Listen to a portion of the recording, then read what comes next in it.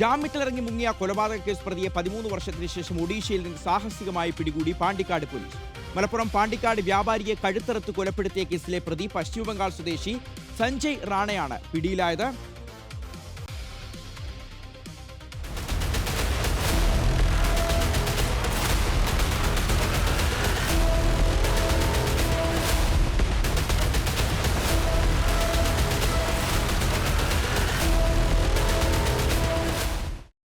Mubashir P Akbar ഉണ്ട് വിവരങ്ങൾ നൽകാൻ. മുബഷിറെ, 13 വർഷം മുമ്പ് 2013 നവംബറിലാണ് വ്യാപാരിയായ മുഹമ്മദിനെ അതിക്രൂരമായി പണത്തിനു വേണ്ടി കൊന്നുകളഞ്ഞത്. പിന്നീട് പിടിയിലായി ജാമ്യത്തിലിറങ്ങി വീണ്ടും മുങ്ങുകയായിരുന്നു. ഇപ്പോൾ 13 വർഷങ്ങൾക്ക് ഇപ്പുറം എങ്ങനെയാണ് ഇയാളിലേക്ക് പോലീസിന് എത്തിച്ചേരാൻ സാധിച്ചത്?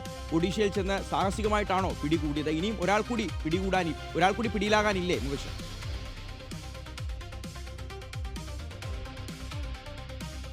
തീർച്ചയായും ഷിഹാസ്, ഇക്കാര്യത്തിൽ പോലീസ് അതിസാഹസികമായി നടത്തിയ ഓപ്പറേഷനൊടുവിൽ തന്നെയാണ് കേസിലെ പ്രധാനപ്പെട്ട പ്രതിയായിട്ടുള്ള സഞ്ജയ് റാണയെ ഒഡീഷയിൽ പോയി പിടികൂടിയിരിക്കുന്നത്. കണ്ണൂർ സ്ക്വാഡ് എന്ന സിനിമ നമ്മൾ കണ്ടിട്ട് ഒരുപക്ഷെ അത് യഥാർത്ഥത്തിൽ സംഭവിക്കുകയാണെങ്കിൽ പാണ്ടിക്കാട് സ്ക്വാഡ് നടത്തിയ ഓപ്പറേഷനിലൊടുവിൽ പ്രതി പിടിയിലായി എന്ന് പറയേണ്ടി വരും. 2013 ഈ കേസിന് ആസ്പദമായ സംഭവം നടക്കുന്നത്.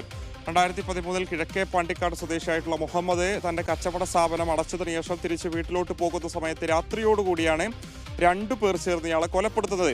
ആളൊഴിഞ്ഞ മേഖലയിലേക്ക് ഇയാളെ കൂട്ടിക്കൊണ്ടുപോയി കഴുത്ത് അറുത്തായിരുന്നു കൊലപ്പെടുത്തിയിരുന്നത്. കഴുത്തിലൊരു ഷാള് ചുറ്റി വരിഞ്ഞു മുറുക്കി കത്തി ഉപയോഗിച്ചുകൊണ്ട് കഴുത്തറുത്തായിരുന്നു ഇയാളെ കൊലപ്പെടുത്തിയിരുന്നത്. പിന്നീട് പ്രതികൾ പശ്ചിമ ബംഗാളിലേക്ക് മുങ്ങുകയായിരുന്നു. ബംഗാൾ സ്വദേശികളായിട്ടുള്ള സഞ്ജയ് റാണ, ഇയാളുടെ സഹോദരനായിട്ടുള്ള ബിജോയ് റാണ എന്നീ 2 പ്രതികൾ ചേർന്നായിരുന്നു ഒരു കുറ്റകൃത്യം ചെയ്തിരുന്നത്.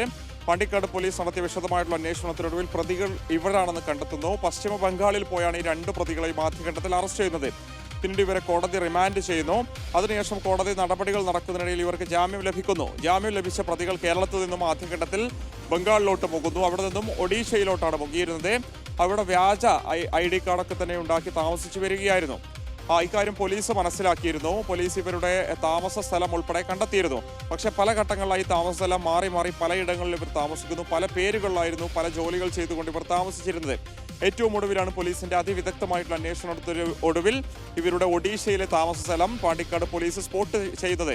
പാണ്ടിക്കാട് SHOയുടെ നേതൃത്വത്തിലുള്ള സംഘമാണ് കഴിഞ്ഞ ദിവസം ഈ ഒഡീഷയുടെ തലസ്ഥാന മേഖലയിലേക്ക് എത്തുന്നതും ഈ പ്രതികളെ സ്പോട്ട് ചെയ്തതും.